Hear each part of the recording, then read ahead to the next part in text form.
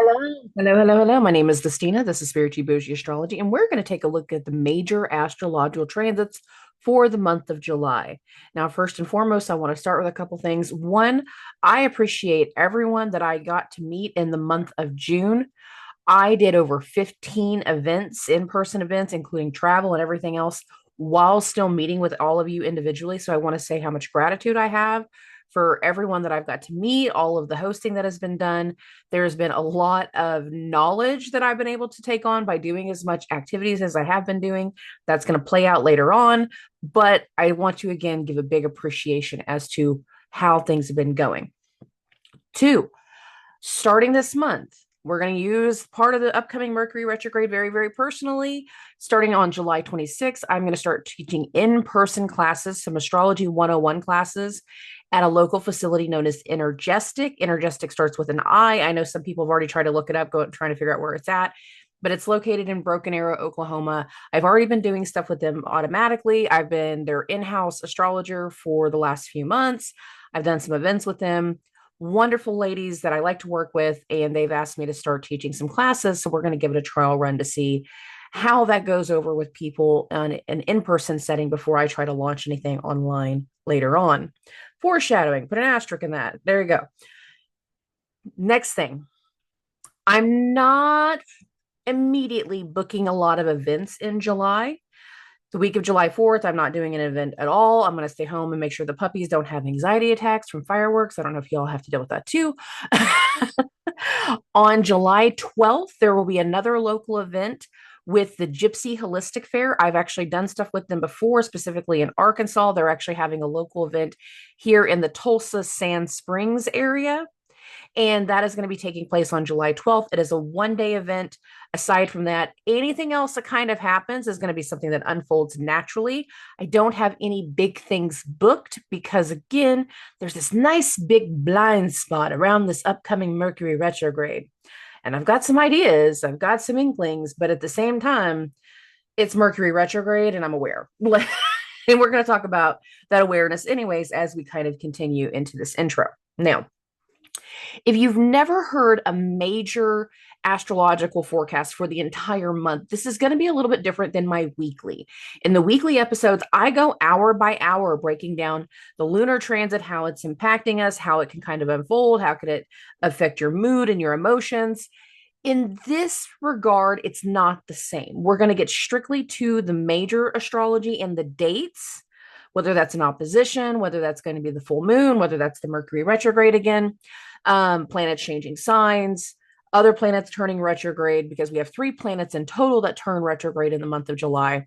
That means that a certain amount of some of the new things that we have done might, big word here, might have some setbacks.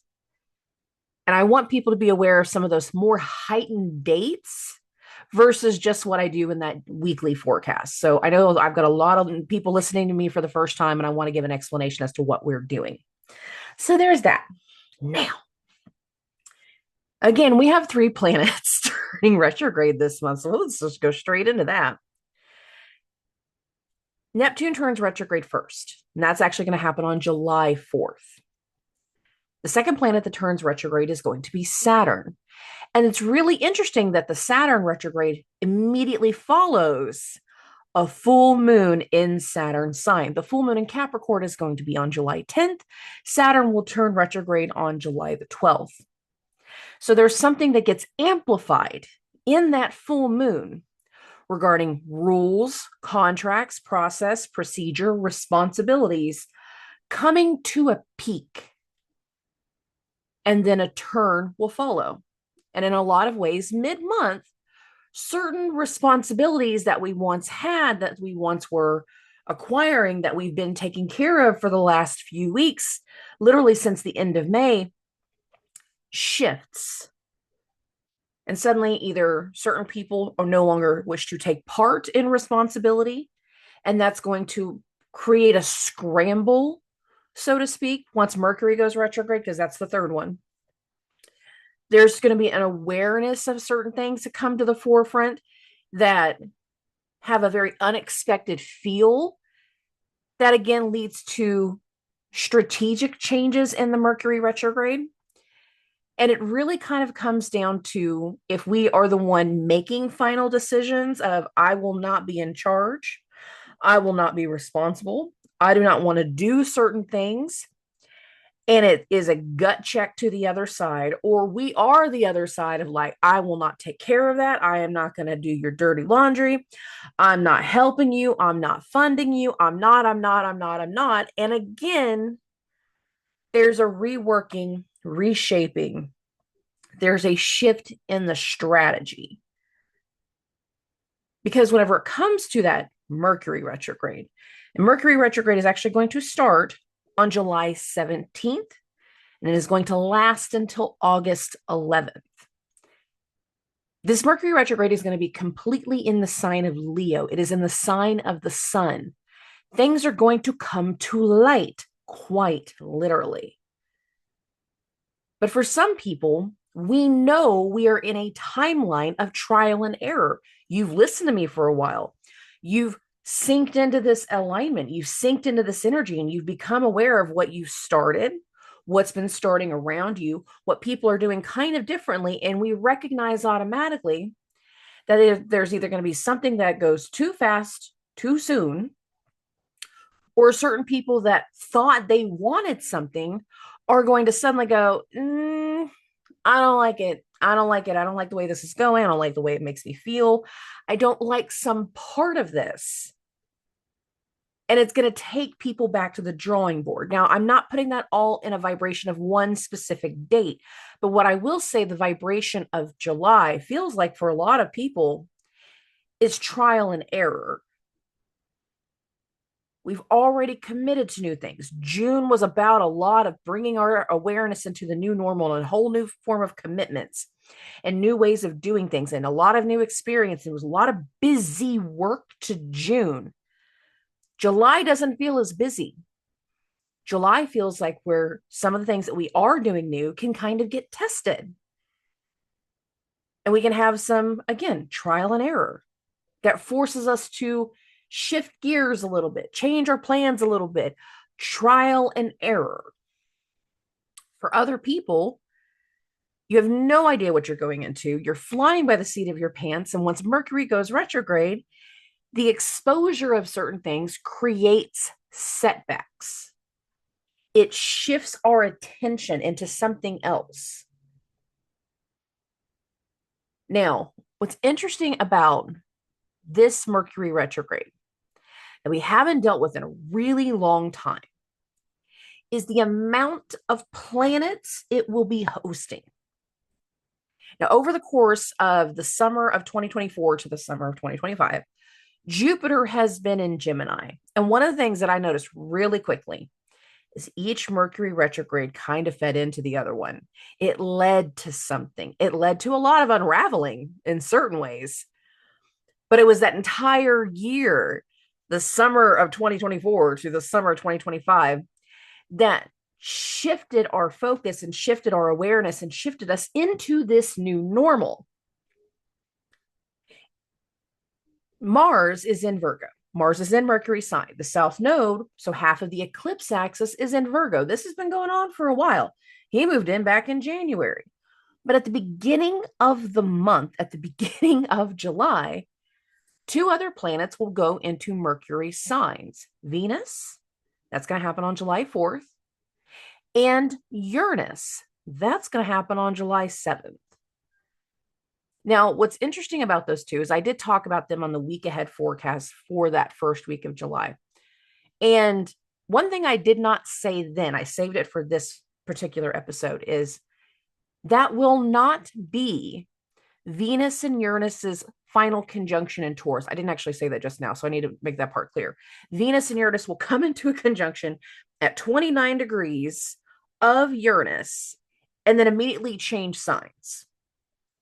Now, in a lot of ways, this feels like something needs to come to a completion, come to an end, so to speak, so something else can begin. The shift in knowledge, the shift in awareness, the shift in tactics.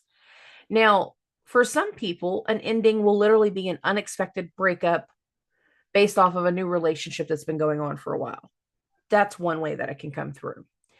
In another way, it can be like we've hit a tipping point that we've learned as much as we're going to learn at this moment. Put a big asterisk next to that. In this moment, we're going to take something forward and test some waters. Because the one thing about all of these outer planets going into the new signs, Neptune and Saturn, making their way into Aries the way that they already have, Uranus going into Gemini, the way that it's about to, is they're all doing that pinky toe dip into the water. They're testing the waters. They're shaking it up. Is it too hot? Is it too cold? Do I want to do this yet? And ultimately, all three of them will retrograde back by the fall into their previous signs. We're in a testing vibration. Some of the new things that we were doing are not going to stick. They are not going to go to plan. They are not going to stay forever. But that doesn't mean that we're not doing what we're supposed to be doing. We learn through tests. We learn through trial and error. We figure out real quick, that's not the way to do it. There's a better way. There's a more efficient way. But still having the experience of knowing what not to do is a good thing to have in life and in business and in relationships. Don't tickle their feet. They're going to kick you in the face. Just an example, Don't go down that route. It's a dead end road and there's no easy way to turn around. And the way that you have to trek back would be like going in reverse for 2 miles because there's no shoulder. But you won't make that mistake again. There's just a vibration that speaks to many of us are going to go into something making a few mistakes, connecting with the wrong people per se, making some first attempts at something. And then once we get later into the year, it's not going to quite work out the same. We don't want to stick with the agreement. We don't like the way things are going. We don't like the way things are feeling. Or more of a positive way to looking at it, you start something thinking, all right, I'm going to make this work for a while. And it does work so well that by the time we get into 2026, you have to take it up a notch. And that's actually a more positive way to look at it. However, no matter what, the things that we are in the middle of starting, the things that we are doing, only so much is going to stick. And then there's going to be some clearing out that needs to follow. And parts of the Mercury retrograde might result in some clearing out, especially at the beginning in one way, and the end, which is more taking us into August in a whole different way. So I want to stay focused more on this beginning vibration. Now, again, the last time Mercury went retrograde, the last time Mercury had multiple retrogrades hosting an outer planet, which we watched over the course of the last year, there was a volatility in the expansion of knowledge that brought us to where we are at now. And that first Mercury retrograde with Uranus being in Gemini is going to show us a forward thought. It is going to show us a direction. It is going to show us the trajectory to our next Uranian cycle once Uranus is completely in Gemini. And that's going to start in 2026. But there's something about the vibration around Uranus and Venus that we really have to tune into. And it's going to give us an inkling where we're going to make changes in the Mercury retrograde. It's going to give us an inkling, an awareness, a direction, a path of how we're going to start to land in the new vibration once we get deeper into 2026. But there is a foreshadowing to the vibration right at the beginning of the month. Our very first transit is the Venus-Uranus conjunction, and it is happening at 29 degrees and 52 minutes of Taurus, but it is not their last conjunction at this place. In fact, next year, specifically on April 23rd, there will be another one at practically the same place. This year's is 29 degrees, 52 minutes. Next year's is 29 degrees, 53 minutes. Like it's the same. One little iota, one little minute. And it tells me that part of what we start now, we will either be leveling it up by the spring of 2026, expanding upon it by the spring of 2026, or what doesn't work this time, we will be revisiting with new tools, new partners, new awareness, new information, new parts of the pattern going into 2026. We are getting a glimpse of that new cycle in the month of July. And that glimpse of that new cycle is going to require a certain amount of change. Mercury rules our logical brain. It is how we communicate. It is our thought process. It has to do with transportation. It can have to do with commerce. It can have to do with money and the idea of the social interactions around sales and purchases. It can have to do with written contracts, written agreements. But there's something that is going to start to level up in this vibration based off of Uranus and adapt into a new cycle. And there is a huge glimpse of trajectory as we go through July, even when things are not going to plan. Even whenever unexpected vibrations hit us, letting us know, hey, I hope you had fun with doing what you were doing, but this isn't going to work this way. We need to tinker with it. We need to put some more supports in there. We need to screw in a couple more screws. We need to do something a little extra. I'm not saying you're wrong. I'm saying we need to alter it a little bit. But we need the test run of this month to understand, to commit, to move into whatever that new vibration is going to be all the way through. Now, obviously, I'm covering those big parts of the transits. And whenever it comes to Uranus and Gemini, again, his pinky toe dip is by the end of the year. So he's starting later in the summer compared to like Neptune started its trip back in the very end of March. It was like March 30th. At the end of May, Saturn went into Aries. By the end of the summer, each one of them are going to be backing out. Actually, Neptune is in October. So by September, Saturn backs out. By October, Neptune will back out. And by November, Uranus will back out. In a lot of ways, some of the stuff we do right now, this trial and error vibration of learning and going into uncharted territory and doing new things, only so much is going to stick. And then things are going to back away. Then things are going to have to go back to the drawing board a little bit. Or we can't continue because we're going to have some unfinished business. But that's a different conversation. When we get closer to that time frame, then we'll talk about that a little bit more. Just understand the testing like vibration, testing the waters, trying new things that feel unexpected and exciting, that almost give a breath of fresh air. It tests our mindset and it shows something peculiar for some, out of the world for others.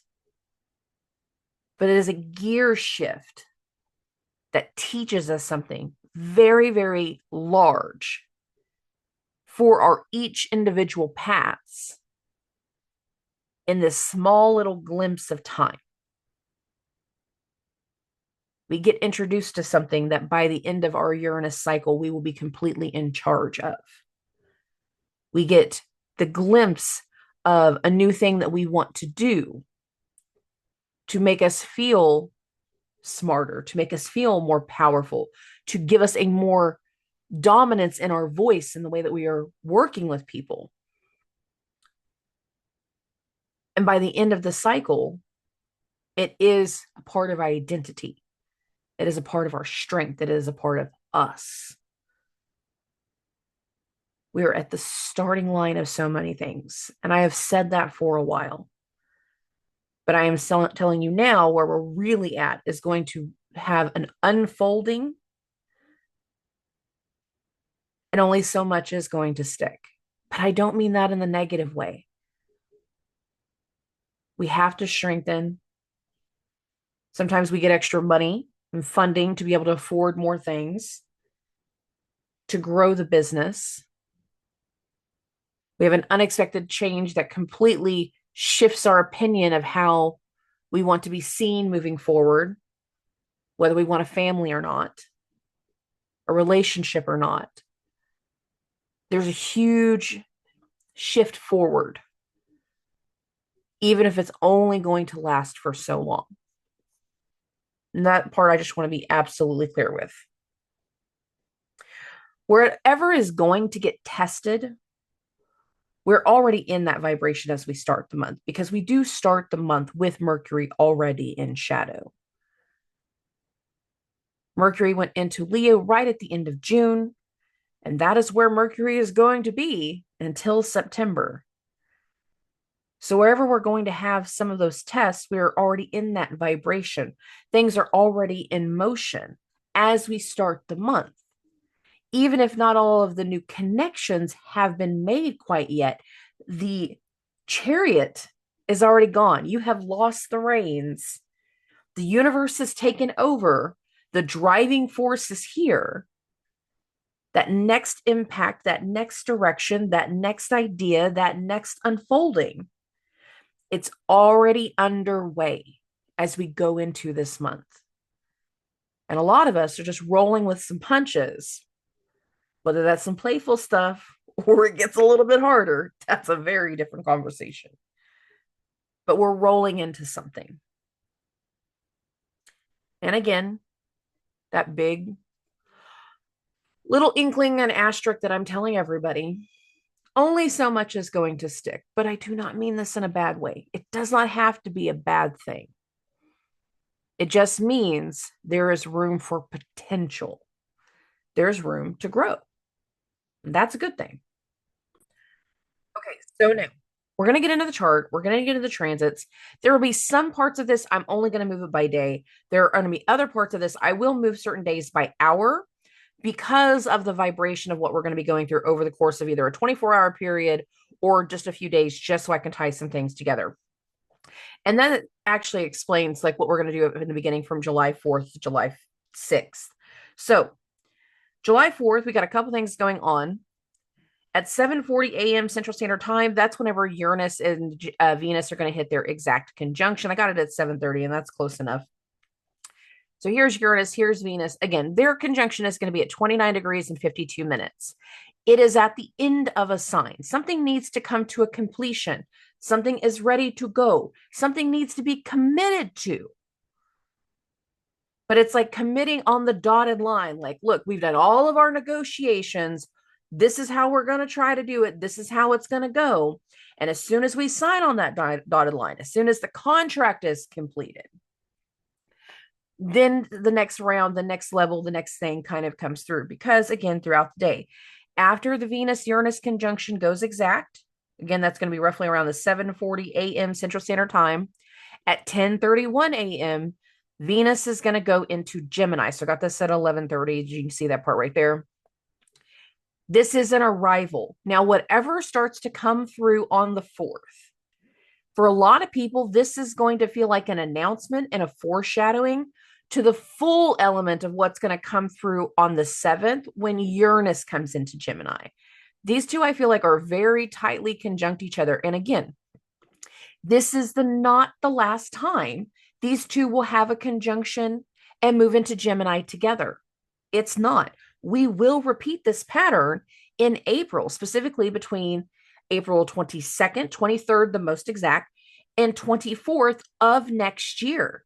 So pay attention to what is beginning, what is unfolding, what is launching, because we are going to almost repeat the same pattern all over again, but in a more consistent long-term path in 2026, when we're more able to commit and connect and level into our new normal. We're still at the starting line of something. So trial and error is very, very necessary. This is one of those energies that speaks to the start of the trial and error. We're going to test some waters. That's okay. But there's some foreshadowing. And again, some parts of us, we are going to be repeating this pattern in the spring of 2026. So pay attention to what's going on these few days. Now, there's that. Venus enters Gemini at 10:31 a.m. And then by the afternoon at 4:34, move this now to 5:30, Neptune is going to turn retrograde. The shocking completion or the shocking ending or the shocking commitment is going to either remove one blinder, one blockage, especially if you're in the spiritual community like me. Like some of us, we've been having constant conversations. Like we know something needs to come together, but it needs to come together based off divine timing. And the block that's there is keeping us from seeing everything clearly. This is one way to look at this. Another way to look at this is like something gets discovered unexpectedly. And then afterwards, we know a truth and a lie will no longer continue. A belief will no longer continue. And that speaks to Neptune turning retrograde in this time frame. One element of something is going to turn away from another, and that can be internal as much as external. Just be aware of that part. Okay. So now as we get into the 6th, I'm going to bump this a day and then go back to the hour thing. Over this entire time span, Venus is going to be entering a sextile to Saturn and Neptune. Now, this is actually going to finally go exact in the overnight hours between the 5th and the 6th. So for some people, the human effect is whatever Venus in the sextile to Saturn and Neptune is going to represent. If this is like having permission in one way, like you have my blessing, but not my belief, like, or I'm aware you're going to go do something, but I don't have to be a part of it. Like it's very intermingled. The Saturn Neptune stuff is very, very much like together in a lot of ways right now.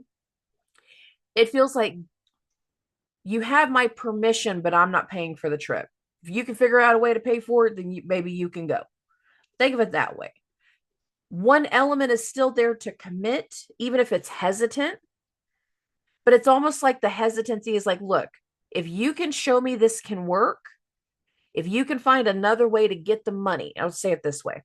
If you can find another way to get the business, to get the partnership, to get the agreement, if you can find another way and show me that some parts can work, show me some effort, show me some results, I'll pay for the rest later on. I'll fund the rest later on. I'll do something else later on. Because again, Saturn and Neptune, they need to retrograde back into Pisces by the end of the summer, going into the fall. So there's going to be certain areas where it's like, show me what you can do, bring it back to me later. And if I like the results, if it goes as well as you say it's going to go, then I will support you the rest of the way. So there's that. And a lot of this energy kind of speaks to, we can give something a shot, but for a lot of people, it's going to be like a shot in the bucket. It's a shot in the dark. We don't know exactly where it's going to land, how it's going to land, how it's going to turn out, but we're going to give it a shot. Okay. Now, again, there could be some foreshadowing of a couple things that are going on right here because we're right before Uranus goes into Gemini. And for some people, whenever it comes to that vibration, there can be a bit of a trigger. So I'm going to go ahead and bump this now by the 24-hour mark. And go from July 6th to July 7th at 2:48 a.m. Central Standard Time. So I'm keeping this at 3:30, obviously. Uranus is going to go into Gemini simultaneously upon the same hour and a half long span. It's really not even an hour and a half. It's an hour span. As Uranus goes into Gemini, Venus is going to go through a trine from Pluto. The arrival can trigger frustration. It can trigger fear. It can trigger a new kind of power struggle. You could accept the challenge of, yeah, I can prove that I can make something work. But then after we get out of that hot-headed energy of like, yeah, I'm going to do it. I'm going to do it. I'm going to prove you wrong, Dad. And then afterwards, we're like, how you can prove wrong? I have no idea. I don't know yet. I'm just going to do it. that sinking part of reality can kind of sink in too. Be like, I don't know. I don't have a clue how I'm going to make this work. I don't have a clue how I'm going to make this happen. But that doesn't mean that we're not hopeful. That doesn't mean that we're not going to try. That doesn't mean that there's not an attempt. But there's some element that kind of triggers like that fear and insecurity of like, I don't know how, but I'm going to. I'm going to make it happen.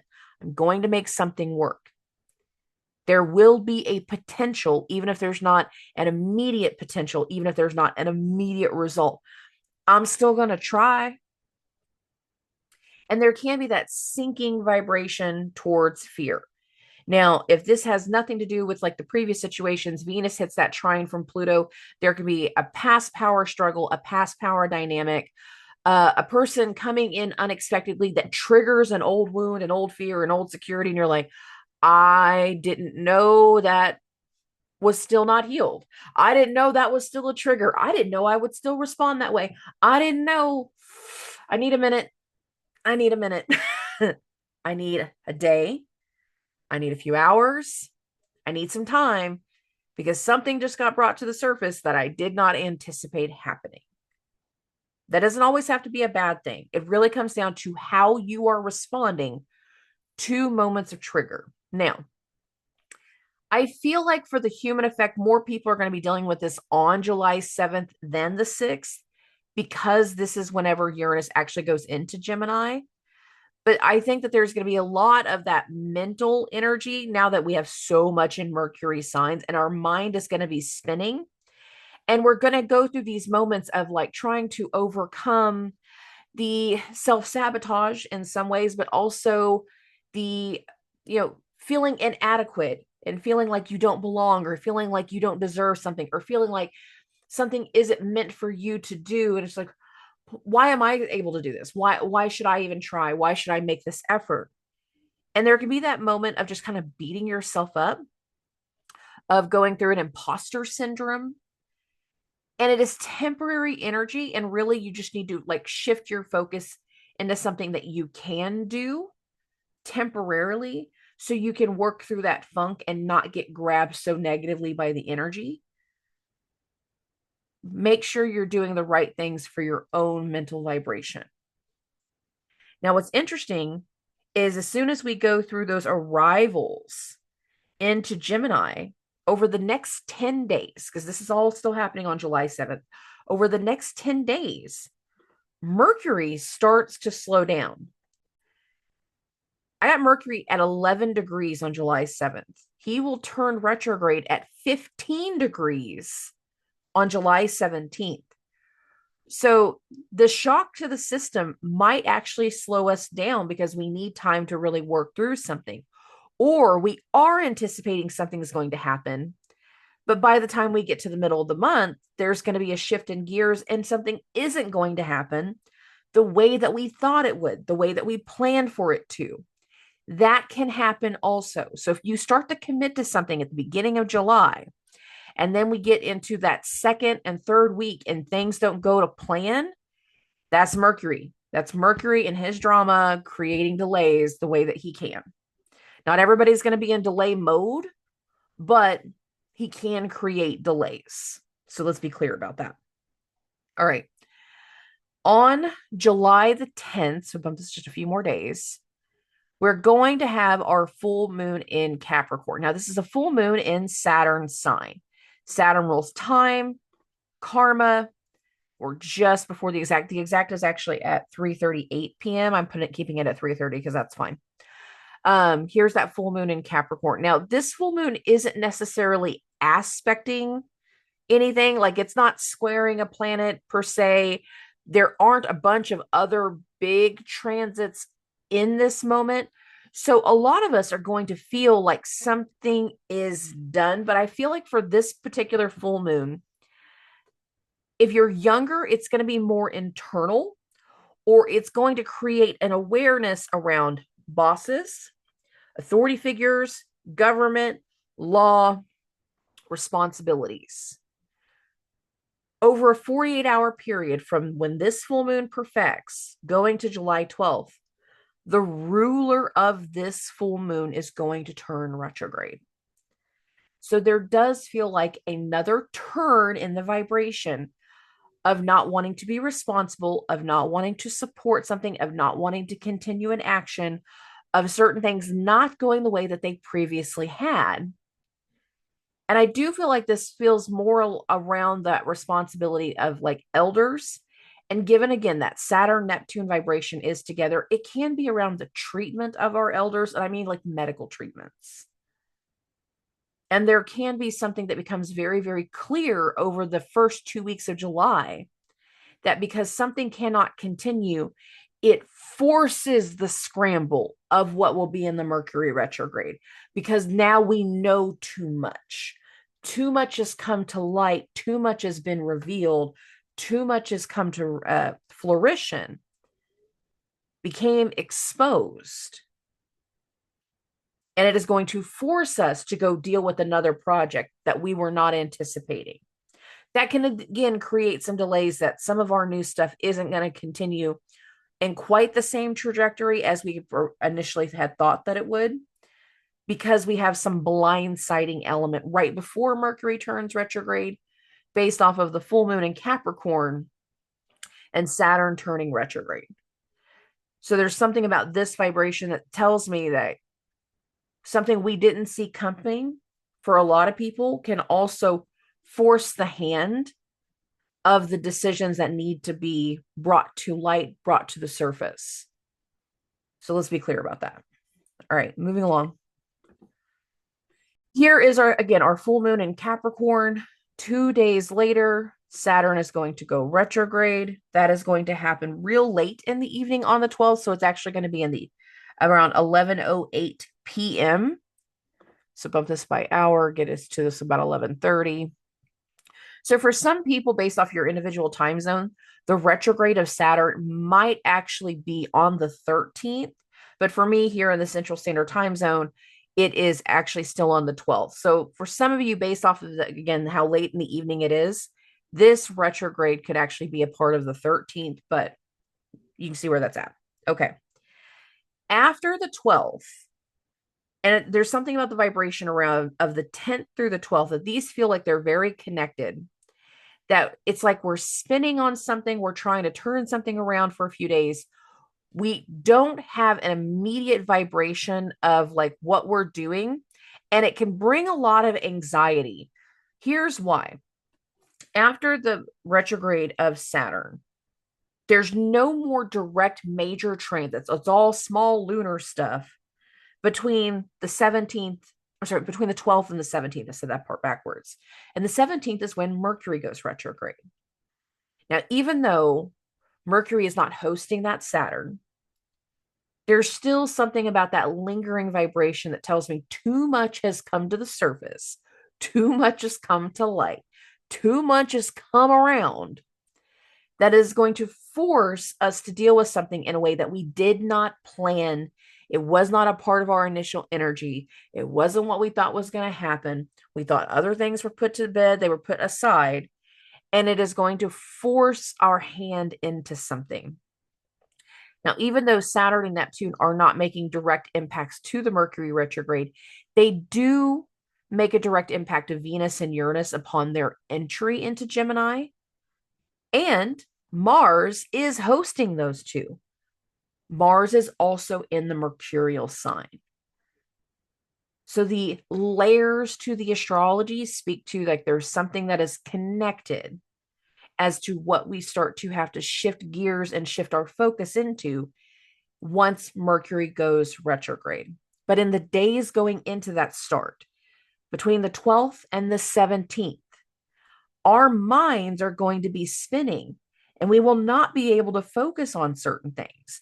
There will be a lot of mental anxiety, and that mental anxiety can lead to outbursts and frustration because it seems like there's too much on our mind and too much on our plate, and a couple things just not going to plan. So be aware of that. Be aware of that going between the 12th and the 17th, because again, once we get to the 17th, This is whenever Uranus is going to go, I'm not Uranus. This is when Mercury is going to go retrograde. But again, it's so late in the evening. It's going to be at 11:46 p.m. So I'm going to bump this by an hour. So for a lot more people, we're waking up on the 18th, dealing with something that has come to light, something that has come to focus, and something that has got to change. And whatever this change is, for some people, there's going to be disruptions that impact the body, especially at the start of the retrograde. Now, again, Mercury is going to go retrograde on the 17th. In the overnight hours into the 18th, Venus in Mercury sign is going to go into an exact sextile to Mercury. You can kind of see this right here. This actually happens exact at 8:45. I don't feel the need to bump this by hour because you can see Venus is at 15:11, Mercury at 15:34. What it does feel like happens is that in this time frame, the arrival of something new, it allows for our mind to have the shift in our opinion, the shift in the focus, the shift in the strategy. There feels like something that creates the chaos in some ways, or it's what snaps us out of the spinning vibration because, again, Venus is in Mercury's sign. Now, this isn't the only thing that shifts something into focus because Mercury just turned retrograde and Mercury will be spinning at 15 degrees for a few days. And the awareness of news in one area can spur the frustration, or in this case, disruption in another. We're going to keep this going. These days still feel like they're connected to each other. So we go the 17th to the 18th to now the 20th and the 21st. I'm going to bump this to the 20th. And right as Mercury is going to get off this 15-degree mark over these next few days, there is a very interesting dynamic of Mars hitting this one and only conjunction to the South Node while the South Node is in Virgo. And this is the first planetary conjunction to the South Node since the eclipse axis has been in Pisces and Virgo. And there is going to be something that requires cuts, cut off. There will be something that has tension, fighting, and frustration. But the South Node is the body of the dragon that was released, purged, outgrown, tossed aside, no longer desired. No longer desired. Mercury, wrong M. Mars hitting the conjunction to the South Node in Mercury sign during the Mercury retrograde. There's going to be something that speaks to a release, a purging, a letting go. We cannot be friends. We cannot do this thing together. We cannot be in business with each other. I can't help you. I can't connect you. That's one way of looking at this. The other thing can be, again, this is the body of the dragon, the body, and things that are impacting the body. Now, Mercury rules anything on your body in duality. 2 eyes, 2 nose holes, 2 ears, 2 arms, 2 legs, 2 lungs, 2 kidneys. And there can be things that are impacting the body. Virgo in particular is our intestinal tract in addition to the duality thing. And there can be things that literally impact the body that create a disruption, that create a distraction, that shows us we have to shift our gears. We can't continue to do something because something else is going wrong and it's going to force us to shift our gears. And certain things then again come to light and become exposed, especially when it comes to issues around the body. And we can have certain inflammation and flare-ups of certain things in the body that come to a very quick peak at the beginning of the Mercury retrograde. And I do feel like a lot of people can have the internal vibration around here. Now, let's talk about more collective real world sense. The beginning of this Mercury retrograde can result in boycotts, protests, especially if there is mass layoffs that come to light at the start of the Mercury retrograde. the massive disruption towards cutoff, Mars conjunct the South Node, of people being tossed aside. We don't need you. We don't want you to be of service, because Virgo's a placement about being of service. We don't want your people here. We don't want this contract. We don't want this responsibility. We're going to go in a new way. And there could be something towards the workforce. I'm not putting it in one particular area. I'm putting it like all across the board, and layoffs that come to light right here. So be aware of things impacting people in the workforce and the next round of downsizing. Now, one of the things I started to say at the beginning of the year is that once we start to deal with the Saturn, Neptune stuff after that Venus retrograde, so this is going back quite a few months, is the cycles of stagflation. And every time I watch the business news, because that's what y'all know, I only watch Bloomberg or my local stuff. Like, I don't watch all the other crap. They're looking for the fallout in the business news. Simultaneously, they're looking for the uptick. And it's done exactly what I said it was going to do. One area would rise a little bit, the next area will fall. One area rises a little bit, the next area falls. Like, there's this vibration towards stagflation. But I think we're going to hit a peak of a fall, especially with people in certain workforces where things have been shaky for a while. Whenever we get into this Mercury retrograde, especially around the timeline of Mars hitting that conjunction to the South Node. And the thing is, you can be dealing with more than one situation simultaneously, just to be clear. The Mars hitting that conjunction to the South Node. Mars again is hosting Saturn and Neptune over here. Mars is in Mercury's side, and Mercury now being retrograde in this place of light. There's going to be some shit that comes to light that leads to disruption, that leads to cutoffs right at the start of the Mercury retrograde.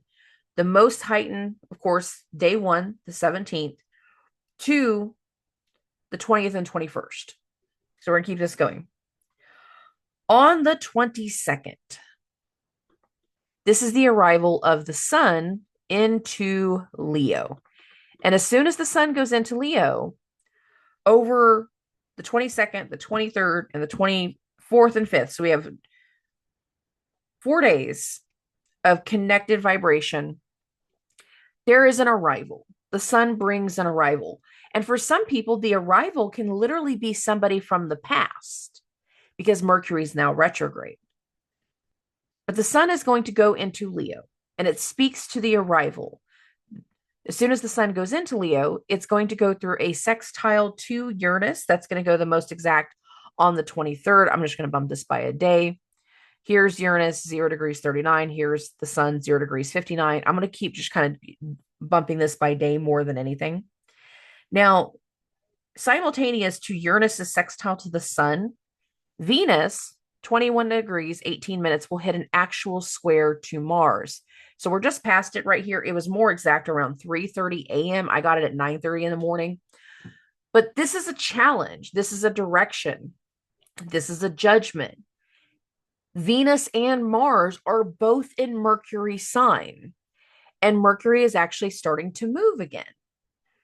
So some of the direction, some of this frustration, some of what starts to come through can bring forth a shift of opinion, a shift in the information, a shift in the dialogue, but not necessarily a clear-cut shift, because we're still at the beginning of the Mercury retrograde.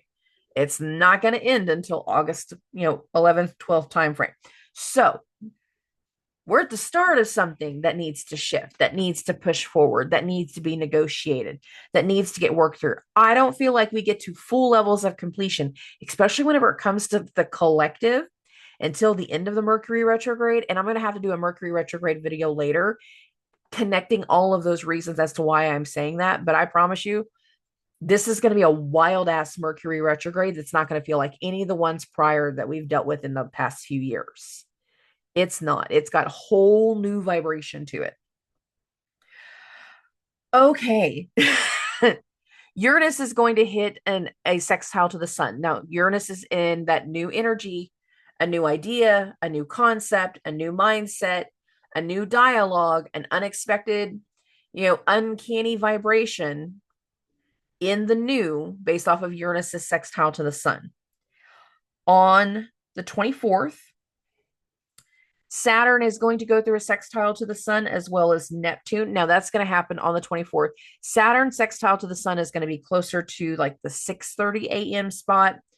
Neptune's going to be more exact around lunchtime, around 12:30 a.m. So being at this 9:30, like I'm right like in this cherry center spot of that vibration towards like Saturn being the government or the boss or the authority figure, the responsible party that no longer is going to be responsible.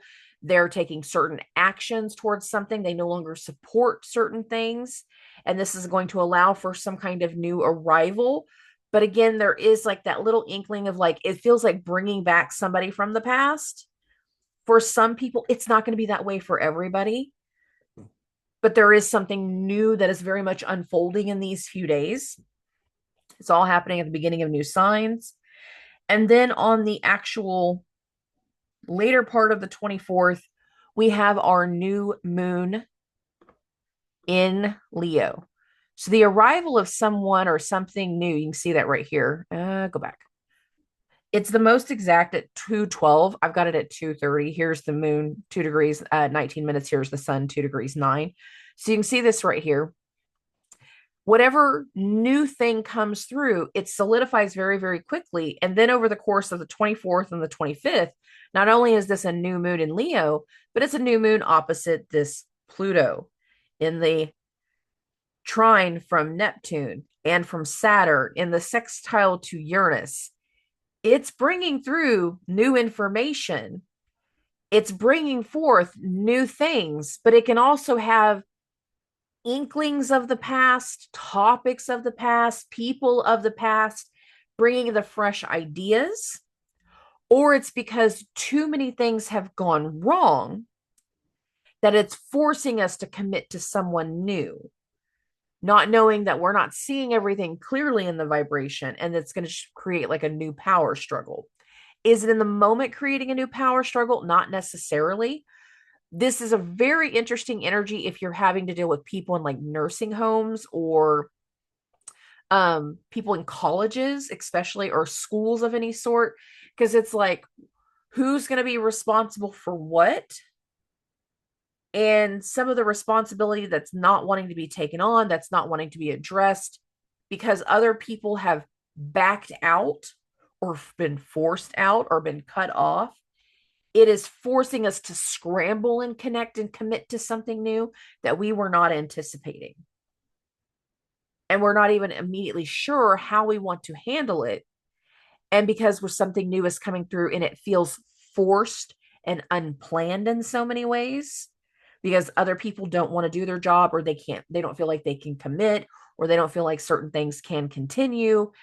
It forces the hand of something new coming through. And it triggers insecurity and fear because, again, this is a new moon opposite Pluto. The actual full Sun-Pluto opposition goes exact on the 25th. It's in the overnight hours of the 25th, so I would still include the elements of the new moon to this, of bringing insecurity, of bringing a fear, of making some kind of new dynamic, even if it brings back an old person, to really face some kind of like dynamic towards the old power struggle. It's a very interesting vibration, and whatever new is coming through, it's convoluted, it's sticky, it doesn't feel fun, it doesn't feel neat, it doesn't feel nice, it feels forced, like a forced interaction. And it is happening in very temporary vibration. So some of us are going to be forced to commit to something new that we don't even want to commit to in that moment, but it's the only way to do something. I hope that makes sense. Okay. Now, again, the actual Sun-Pluto opposition goes the most exact on the 25th. The 22nd through the 25th feel very, very connected. They do feel like a complete connected follow-up to the 17th through the 20th. So, in a lot of that, all kind of feels like a very convoluted, connected week. But the arrival of the sun in Leo feels like it adds an extra uptick or level as to why I don't necessarily keep that whole week together, even whenever I do the editing of this podcast and link it all together. Okay, now after the 25th, it's not that we don't have major transits for a couple of days. It's going to be more lunar-esque. Our next two transits are how we're going to close the month out, and that's going to be July 30th and July 31st. Now, on July 30th, in the evening time at 10:58 p.m. Central Standard Time, so I'm going to bump this to 11:30. This is when Venus is going to arrive in Cancer. Now, here's the deal. Venus loves being in Cancer. She's not exalted here, but she does pretty good here. She can be really happy here. Venus goes into Cancer, and it changes the dynamic of the Mercury retrograde, given the fact that Venus is going to leave Mercury's sign. And then the very next day, on the 31st, we have an actual Mercury cazimi.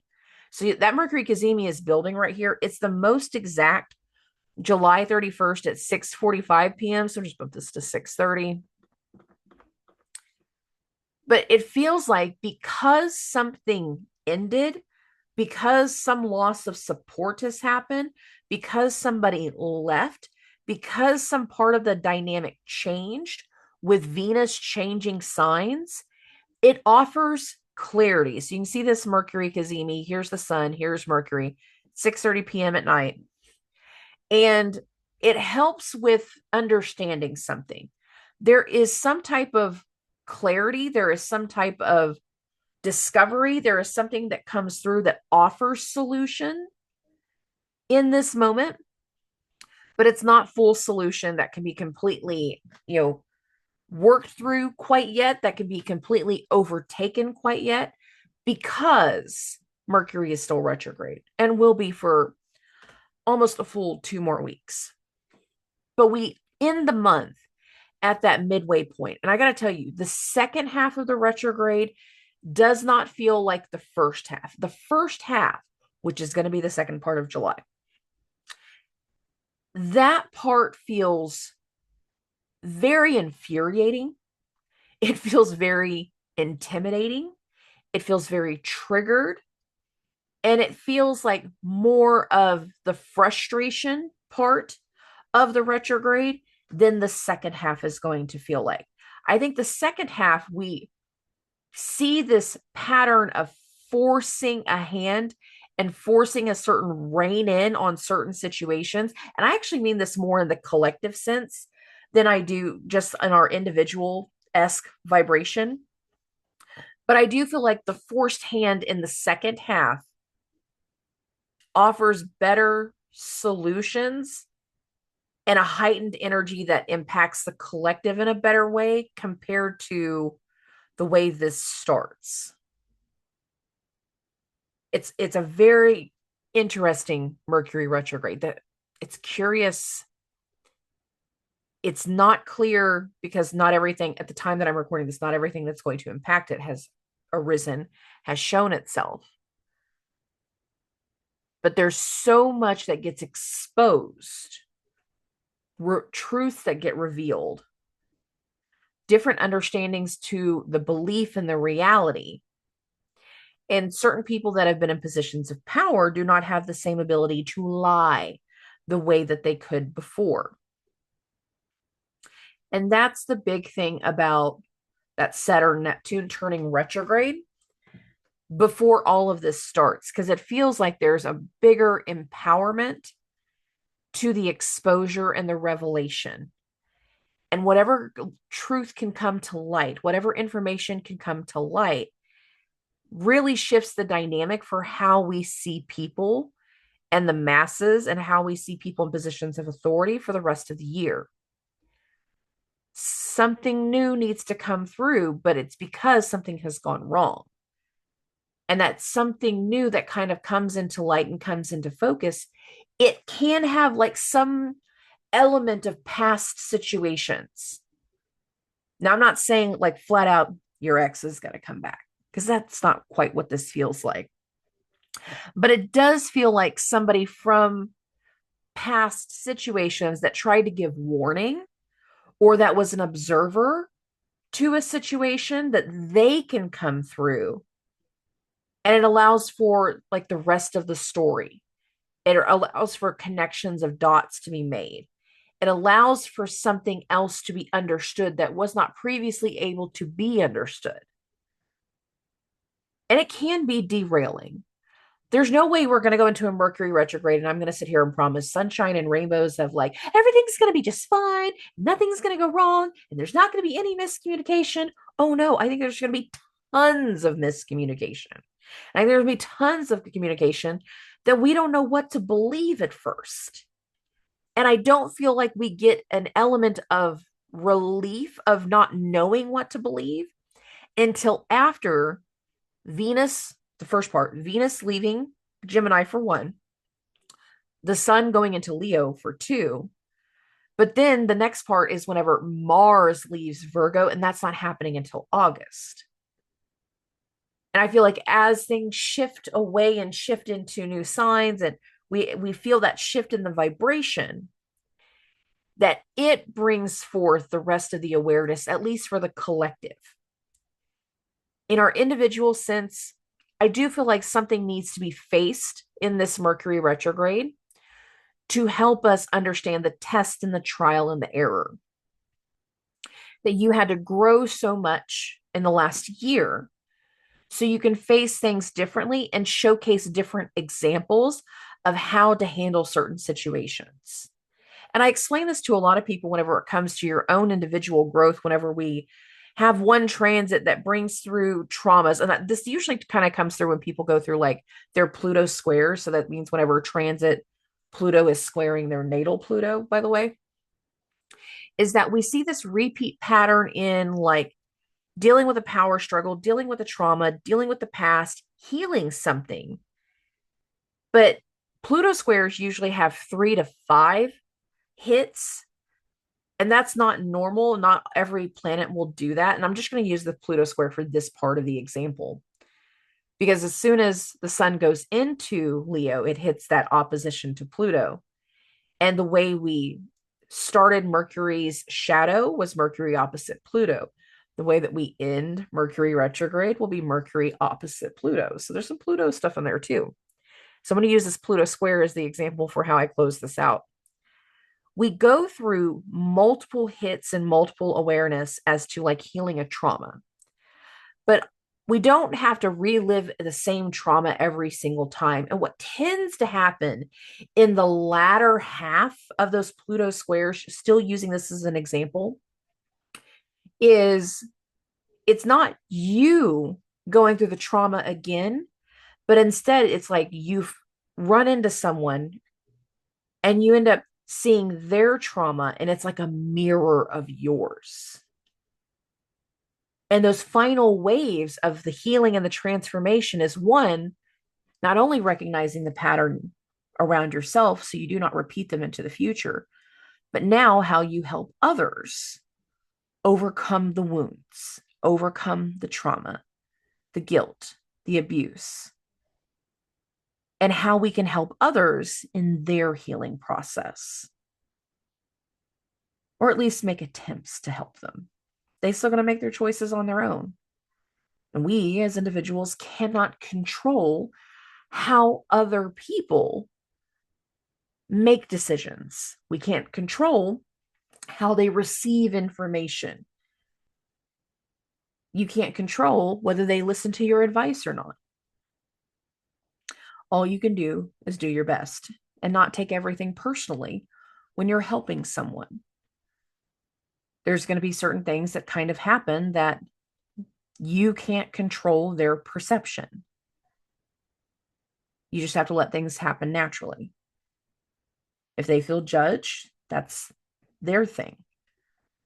Especially if you weren't projecting judgment. Now, if you being an asshole and be like, look, I told you to do it this way. You didn't listen to me. I'm never helping you again. Well, by God, nobody's going to want to listen to you. But if you just kind of take it with a grain of salt and be like, look, it's your decision. It's your choice. It's not mine. It's not my life. People will be more receptive. But I still go with just that pattern of awareness that can come through. And in those patterns of awareness, there can be identifying how we overcome the past and how we overcome certain triggers. There are trigger warnings to what comes through in July, even much so in August, closer to the end of the Mercury retrograde. But how we overcome and how we heal and how we set the stage for our steps moving forward will also be a part of the showcasing. And as much as a Mercury retrograde, because that's the biggest part of this month, can result in setbacks and frustration and misinformation, the other half of this one does not feel as negative as it can be. And I think more people on an individual sense are going to see the tests in the vibration because, again, the entire month of July feels like a set of energies around trial and error. And it's okay if not everything sticks, because then you recognize what you don't want to do again in the future. You don't need to take this path. You don't need to get on the dating apps. You don't need to ignore the sign that says road closed. You know not to go this way. So give yourself grace as we go through July. Give yourself grace with knowing that you made certain decisions, not knowing the full elements and the full truth, that you went into certain things blindly. Give yourself grace in your mistakes. Give others grace in theirs. Because whatever comes to light for a lot of people in your individual lives, you couldn't necessarily have seen it all coming. But that doesn't mean that we can't overcome, we can't fix, and we can't learn the lesson, because we can. That's what trial and error is all about. All right. Okay. I think I'm off my soapbox. I think I'm off my rant. I love and appreciate every single one of you. I will talk to everybody very, very soon. Subscribe.